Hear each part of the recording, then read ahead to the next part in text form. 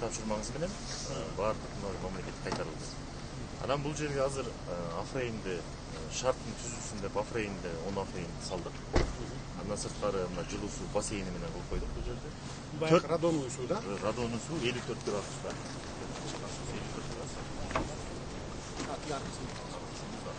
Анан 4 корпус полностью бүтүндү. Реконструкцияны жасадык. Футбольный поле бүттү. Афрейинде жанагы амфитеатрлардын баардыгын бүтүрдүк. Бүгүнкү күндө бизде бир эле калган фонтандар баардыгы бүткөн. То есть асфальт. Биз жаскага калтырдык. Азыр элди киргизишке туура келип калды. Сурондордор кичине күнүлүктө. Ошон үчүн азыр ачып коелу деп. Анан жазында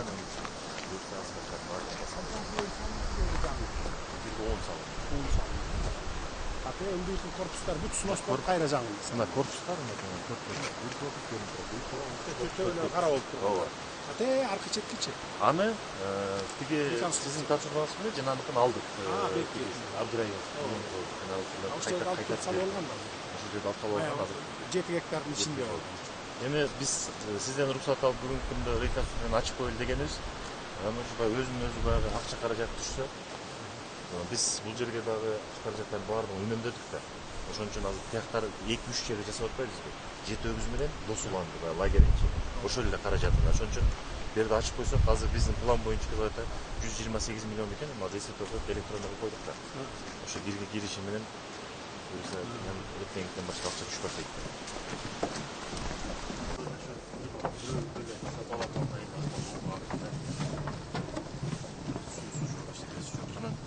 Gün oldu, 2 жерде калдык.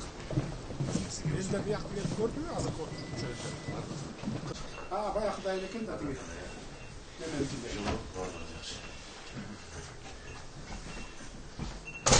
Куштардын эмне ортосуна Бул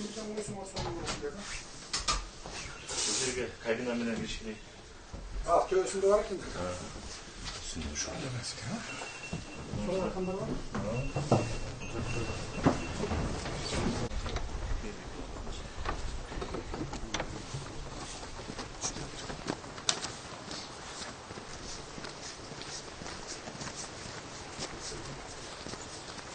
Тигил уже рабочий состояние экен. Рабочий состояние. Кишилер келип атат азыр, бул биздики. Тигиниси. Жок, ошо бир. Ошо тигил жана Абдраев. Ооба, рабочий. Үйбай экен.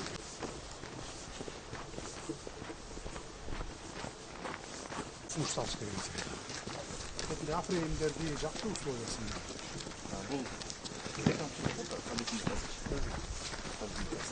Кайрадан ачылган курулуш кут болсун. Мурдадан иштесеңиз жан кетиңер. Мурдадан иштесеңиз кандай болуп калды эми мурунку менен азыркы? 10 эсе өйдө.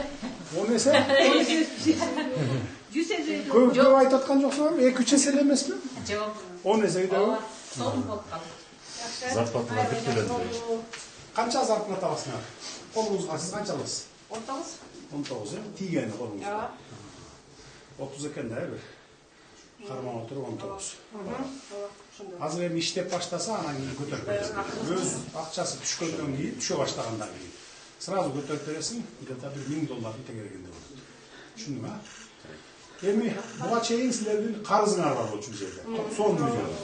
Ошону жаптык. Иштебейт элеңер, пайда бербейт элеңер, только зыян эле бул жер. Анан эми эртең бүгүндөн баштап пайда түшө баштаса, ошого жараша бюджетиңерди карап туруп анан көтөрүп берет. Түшүндүңбү? 19 болсо, значит 70-80 чейин көтөрүп бересиң. Сизге рахмат.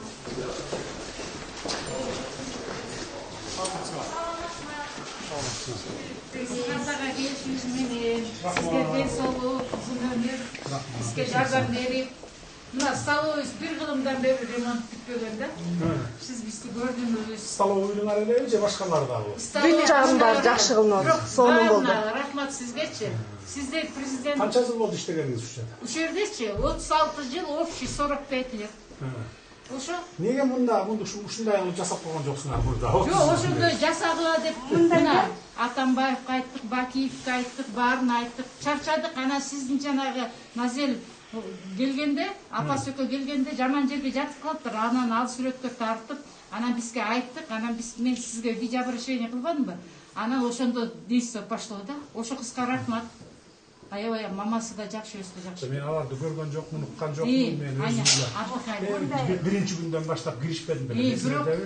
Молодец. Анан силер дүйнөлүк бир профсоюз деген уюмуңар бар экен, ошолордон тийбе деп атып, анан бир жыл барып туруп жыргалаңды жасап, көрсөтүп, аларга далилдеп, видео кылып жөнөтүп, англисче которуп. Мына дегенден кийин алар унчукпай калды. Анан Сыгатага эми жетөөбүзгө бардыгына киришип атабыз. Садыр Нургажевич, биринчи мен к вам обращение делала. Вот настоящий правитель деп сиз айтышкан, это не как орустар айтканда, это не... Рахмат, эми көп эле мактай бербеңиз. Мына балдарды өзү... Андан көрө жакшы болсо болду. Канча зарплата аласыз колуңузга? 5000 сом алчыбыз да. Акылатчы. Анан анда 0,75, 0,25, анан кийин пенсионерлер үйгө тургулап пенсия эстеп. Ушинтип айтты да. Анан биз кетип калдык 1 жылдан бери үйдө. Ошо. Азыр кайра келдиңиз. Анан азыр канчадан ала баштадыңыз? Жо, азыр чыккан жок. Жаңыдан Анда 1 жылга чейин жүрөбүз. Анан элдин уyu бар, картошкасы бар, анан бизде балдарыбыз бар дегенде ошолор бакты. Анан ошо 5000 сом алып ушул жерде иштеп жүрдүңүзбү, уже 30 жыл. Биз жумушубуз аябай жакшы. профсоюз убагында ушинтип иштедик. Азыр болсо ушу акылыбыз Кудай буюрса көбөйөт деп жакшы үмүттөбүз. Биз ушу жумушубуз сурап атам, профсоюз убагында ушу 30 жыл 500 сом. Ооба, ушундай эле иштедик. Запаста окууга чыкканбыз да. Ошентип анан карыздар да көбөйүп кеткен. Карыздар көбөйүп кетти. 1 жылга чейин, 9 айга чейин, 10 айга чейин айлыкты албай жүргөн күндөр көп болду бизге. Бүт баарын деме, жалгы баары деме. Мен деле бул жерде родилась и выросла. Мен жерим бар, бирок элим жок. Ар бир киши арга жерден келген. Садик у нас был. Садигыбызды жойдум деп сатып жиберишти. Мына мне за людей жалко, келиндер жүрүшөт, балдар. Канча жалпы бул жерде жашаган сан? 500 киши бар. 500 түтүнбү же кишиби? Түтүн. Түтүн болсо садик керек. Уже балдары. Планга киргизип койгонlar да. Балдары. Мына жумушка ичтик. Макул, хорошо. Бүгүн иштеп баштасак примерно бир. Нам садик возвратите, пожалуйста. Марттан баштап көтөрөт экенсиз. Марттан баштап. Марттан баштап айылга көтөрөт. 70-80ге чейин. Тапсын пайда. Ошондо марттын биринен баштап көтөрөт.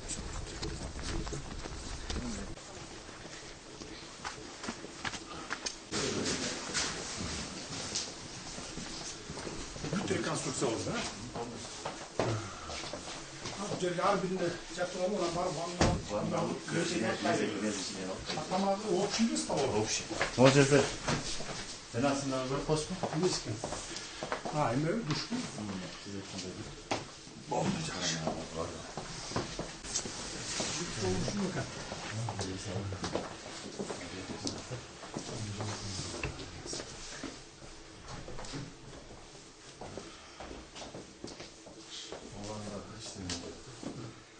Ile стоять koştu. Adetlerim cırmık ötürüp da.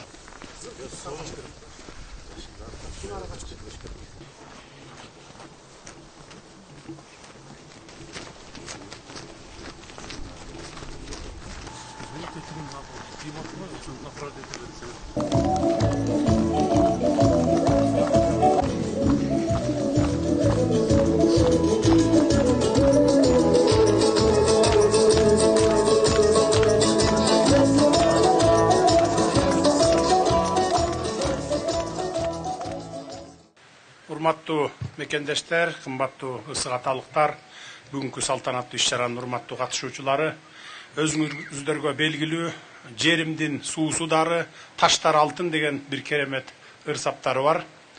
Көркөмдөлүп, көкөлөтүп айтылган деген менен чындыгында эле Кыргызстандын суулары дары, таштары алтын. Өлкөбүздүн кайсы жерине барба, дартка даба боло турган ысык сууларыбыз да карбын. Бүгүн толук оңдолуп түзөөдөн өткөрүлгөн Ысыгата курортудагы ошол 7 облустагы дары суулардын ичинен 10-дун 1 катары белгилүү экенин жакшы билесиздер. Ысыгата санаторийи Борбор Азияга ысык булактары менен белгилүү. Бишкек шаарынан болгону 78 чакырым узактыкта жайгашкан Ысыгата санаторийиндеги кайнар булактарга артрит, полиатрит, гинекологиялык оорулардан, нерв системасы жана тамак сиңирүү органдарынын ооруларынан жабыркагандар байма-бай келишет. Санаторий Борбор Азиядагы ден соолукту чыңдоочу эң илгерки жайлардын бири болуп саналат. Ал 1891 жылдан бери эле дарылык максатта пайдаланылып келет. Жеке эле ысык булактар эмес, бул жерде тарыхый, маанилүү эстеликтер да бар экенин көпчүлүк биле бербесе керек. Мына ушундай уникалдуу жерлерибизди биз канчалык деңгээлде пайдалана алдык деген суроо турат. Бул жер Кыргызстандын эң мыкты делген курорттук, туристтик аймагы болуп калышы керек эле. Бирок биз ушул Кудай берген куттуу жерди эл журттун, мамлекеттин кызыкчылыгына колдоно албай келгенбиз. Союз маалында бул курорттук жайды активдүү өнүктүрүү 1931 жылы башталган экен. 1931-1940 жылдары жатак корпустар, бир кабаттуу поликлиника жана башка жайлар курулуп, суу түтүктөр өткөрүлүп, аймак жашылдандырылган экен. 1960-1980 жылдар аралыгында курортто 117 орунду 3 кабаттуу жатак корпус, күнүнө 400 адамга чейин бата турган бардык керектүү кабинеттери бар, 3 кабаттуу поликлиника, гидропатиялык 20 ванна жана 14 баткак керебети менен гинекологиялык кабинеттер, 400 орунду маданият үйүнүн имараты, китепкана жана башкалар курулган. Эгемендикке ээ болгон мезгилде бул санаторий Кыргызстан профсоюздар федерациясынын карамагында болуп, олуттуу оңдоо иштерине көңүл бурулбай, дээрлик каралбай калгандыктан баягы 1930-1960 жылдар аралыгында курулган имараттар авариялык абалга келген. Ал тургай бүткүл союзга белгилүү болгон курорт талкаланып, тонолуп, жер тилкилер ар кандай жолдор менен менчиктештирилип кеткен. Тилекке каршы мындай жагдай профсоюздун карамагындагы бардык курорттордо орун алган. Урматтуу агайын туугандар, өткөн кеткен кетти деп санаторийди биздин иш башкармалыгыбыздын көзөмөлүнө өткөргөндөн кийин масштабтуу реконструкциялоо жана курулуш иштери башталды.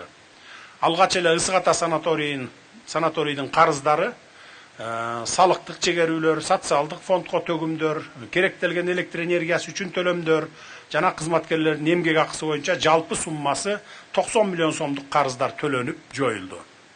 Мындан сырткары каттоо кеңсеси 4 ысык булак бассейн оңдолуп түзөлүп, клиниканын капиталдык ремонту бүткөрүлдү, бир нече корпус реконструкцияланды, имараттарга жаңы эмеректер сатылып алынды. Ошондой эле футбол аянтчасы, балдар ойной турган заманбап аянтча, амфитеатр курулду.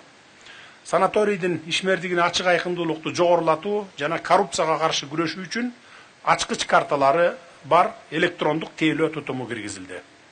Биздин ички туризм тармагында бара турган, көрө турган мыкты жайларыбыз көп. Аларды өнүктүрүү үчүн потенциалыбыз дагы жетиштүү. Болгону иштин көзүн таап, туризм багытындагы болгон байлыгыбызды туура нукта иштетишибиз керек. Мамлекеттин карамагындагы Ысык Ата сыяктуу объектилер элдин байлыгы, андыктан элдин байлыгын жеке жактардын кызыкчылыктарына иштетилишине жол бербешибиз керек. Объектинин ишмердигин ачык айкын жүргүзүп, эл аралык заманбап тажрыйбаларды өзүбүзгө ыңгайлаштыруу менен буюрса, Ысык Ата курорту алыскы жакынкы өлкөлөргө жакшы таанымал болот мындан ары. Урматтуу Ысык Аталыктар, кымбаттуу кыргызстандыктар, Кудай буюрса, Ысык Ата курорту дартына дава издеп келгендерге шыпа бере турган, эс алууга келгендердин ажатын ача турган, Кыргызстанды көрөм деп келгендерди суктандыра турган жайга айланарына толук мен ишенемин. Курортубуз жалпы кыргызстандыктардын сыймыгына айлансын, жаңыланган эс алуу жайыбыздын өнүгүү жолу байсалдуу болсун. Баарыңыздарды реконструкцияланып кайрадан курулган Ысык Ата санаторийинин ачылышы менен чын дилимден куттуктаймын. Рахмат көңүл бурганыңыздарга.